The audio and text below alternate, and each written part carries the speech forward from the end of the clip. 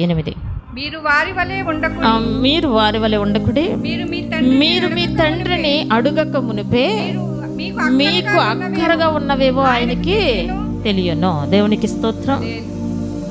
నీవు నీ తండ్రిని అడగక మునిపే నీకు ఏది కావాలో ఆయనకి తెలుసు. మరి తెలిసినప్పుడు ఇచ్చేయచ్చు కదా.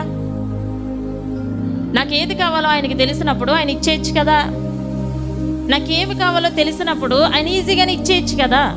మనం అనుకుంటాం ఆయనకి ఏ పాట అంటే చిటికి వేసాడంటే నా జీవితం మారిపోదా, చిటికి వేసాడంటే నా స్థితిగతులు మారిపోవా, ఆయన తలుచుకుని చిటికి వేసాడంటే నా స్థితి, నా కుటుంబము, నా పరిస్థితి, నా యొక్క ప్రతి పరిస్థితిని కూడా ఆయన మార్చగలుగుతాడు కదా. నేను దేని స్థితిలో ఉన్నాను ఆయనకి తెలీదా? నా పరిస్థితి బాగాలేదు ఆయనకి తెలీదా? నేను అప్పుల్లో కూరుకుపోయినాను ఆయనకి తెలీదా? నేను అవమానాలు పడుతున్నాను ఆయనకి తెలీదా? నేను నిందలు పడుతున్నాను ఆయనకి తెలీదా? నేను వ్యాధులు భరిస్తున్నాను ఆయనకి తెలీదా? ఆయనకి తెలుసు కదా, చేసేయచ్చు కదా. దేవునికి స్తోత్రం. ఏంటంట ఆయనకి తెలుసు కదా, చేసేయచ్చు కదా. నయమాను ఉన్నాడు, సైన్యాధిపతి నయమాను దగ్గర ఉన్నటువంటి పని అమ్మాయి, ఆమె చెప్తా ఉంది కదా, ఆమె ఇశ్రాయేలు స్త్రీ.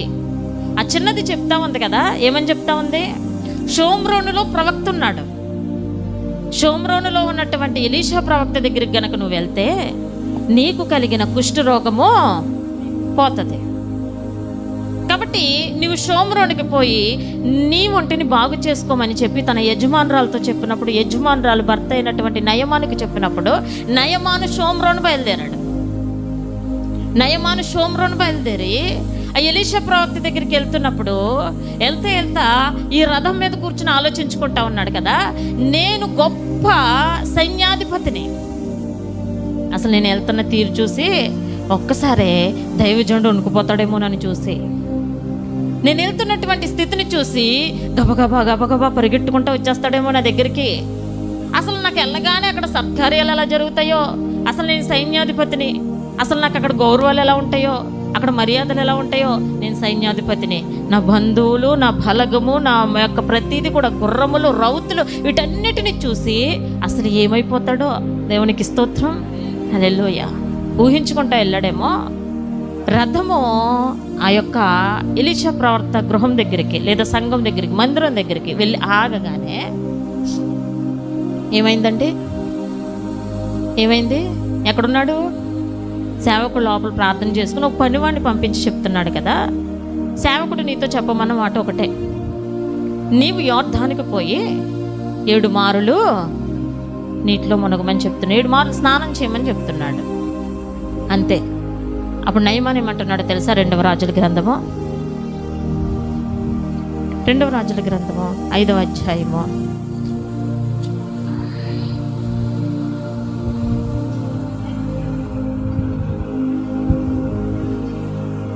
9.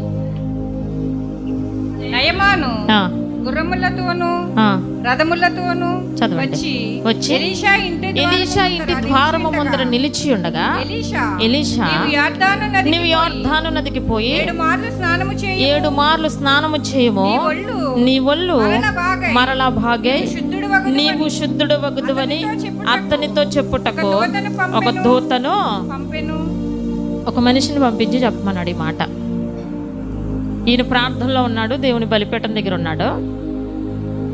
ఈ సైన్యాధిపతి గుర్రములతోనూ రౌతులతోనూ వచ్చి ఆ ఇంటి ద్వారం ముందర నిలబడగానే ఒక సేవకుని పిలిచి, ఒక దూతను పిలిచి అతను చెప్తున్నాడు కదా, వెళ్ళి వచ్చినవాడు నయమాను, అతనికి కలిగి ఉన్నటువంటి రోగము కుష్ఠరోగము, కాబట్టి అతడు పోయి ఆ యొక్క యోర్దాను నదిలో 7 మార్లు స్నానం చేయమని చెప్పి పంపించే అంటున్నాడు. ఈ మాట నయమానికి నచ్చలేదు. నయమాన్ అంటున్నాడు కదా, ఇంతకంటే గొప్ప నదులు మాకు లేవా?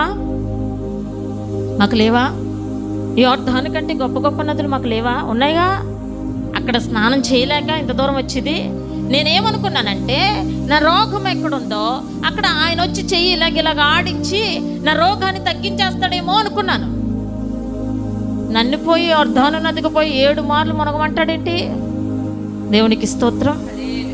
నేను మందిరానికి వచ్చేటప్పుడు ఏమనుకున్నానంటే నా హృదయంలో ఉన్న సమస్య ఆయనకి తెలుసు కాబట్టి ఆయన చిటికలో తీస్తాడు అనుకున్నాను. 7 వారాలు రమ్మంటారేంటి? నేను అనుకున్నాను నాకున్నటువంటి సమస్యలన్నీ కూడా చిటికలో ఆయన తొలగించగలదుడని తెలిసి నేను అక్కడికి వెళ్ళాను. అక్కడికి వెళ్ళిన తర్వాత ప్రత్యేకమైన ప్రార్థనలు చేయమంటారేంటి? నా సమస్య పోగొట్టుకోవాలని నేను వెళ్ళాను, నాకు కలిగి ఉన్న ఇబ్బందులు పోగొట్టుకోవాలని నేను వెళ్ళాను. ప్రతి వారము విజ్ఞాపనకు రమ్మంటారేంటి? దేవునికి స్తోత్రం, హల్లెలూయా. ఏమనుకోవాలి? నయమాన ఆలోచనలు మనలో కూడా ఉన్నాయి కదా. నా సమస్యలు పోగొట్టాలంటే విజ్ఞాపన నేను చేయాలా? నా సమస్యలు పోగొట్టాలంటే నేను అనుదినమును ఆదివారం మందిరానికి వెళ్ళాలా? నా సమస్యలు పోగొట్టాలంటే ఎప్పటికప్పుడు నేను ప్రార్థన చేయాలా? నా సమస్యలు పోగొట్టాలంటే నేను కన్నీరు కార్చి మొరపెట్టాలా? నా సమస్యలు పోవాలంటే నేను ఉపవాసాలు ఉండాలా? నా సమస్యలు పోవాలంటే వేకువన లేచి ప్రార్థన చేయాలా? నా సమస్యలు పోవాలంటే అనుదినమును బైబిల్ చదవాలా? అనుదినమును కూడా జీవ గ్రంథంలోని విషయాలు తెలుసుకోవాలా? నన్ను నేను బలపరుచుకుపోవాలా? లేకపోతే నా సమస్యలు తెరవా? దేవునికి స్తోత్రం, హల్లెలూయా. అంటున్నాడు నయమాన్, అంటున్నాడు ఇక్కడ, ఇంతకంటే గొప్ప గొప్ప నదులు లేవా?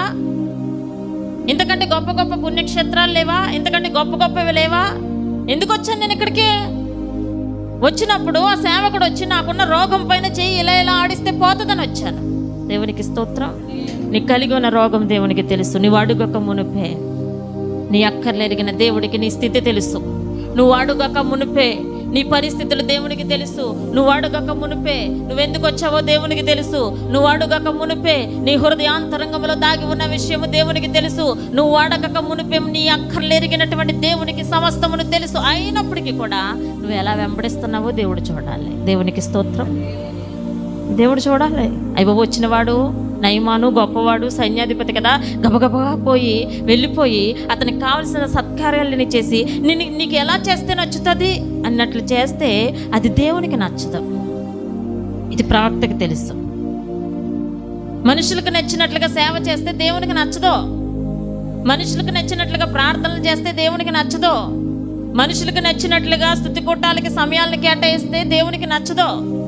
దేవునికి నచ్చిన పరిచర్య చేసేవారంటేనే దేవునికి ఇష్టం. అది కష్టమైన, నష్టమైన, ఇబ్బంది అయినా ఏదైనా. దేవునికి స్తోత్రం, హల్లెలూయా. ఇప్పుడు నయమాను ఎంత గొప్పవాడో చూడట్లేదు, దేవుడు ఎంత గొప్పవాడో చూస్తున్నాడు అంతే. నయమాను బలంగా మాట్లాడుతున్నాడు. వచ్చినవాడు ఎవడో సైన్యాధిపతి. ఎలా వచ్చాడు? గుర్రములతోనూ రథువులతోనూ ఎంతో గొప్పగా వచ్చాడు. కనీసం లోపల నుంచి బయటికి రాడా సేవకుడు? ఒక దూతను పంపుతాడా? ఎవరనుకున్నాడు? నన్ను ఎవరనుకుంటున్నాడు? నేను సైన్యాధిపతిని, తెలీదా? నువ్వు సైన్యాధిపతివి కావచ్చు, పేరు బలము కలిగిన వాడవు కావచ్చు, అధిక ధన సంపన్నుడు కావచ్చు, ఒక ఊరిలో ఒక మంచి పేరు ప్రఖ్యాతలు కలిగిన మనుషుడివే కావచ్చు, లేదా నీ చుట్టూ బలమైన బంధుజలగమే ఉండొచ్చు, లేకపోతే ఇంకా ఏదైనా కావచ్చు. నువ్వు ఏదైనా సరే దేవుడి దగ్గరికి వచ్చేసేటప్పటికి నీవు ఆయన దగ్గర దీనుడుగానే ఉండాలి.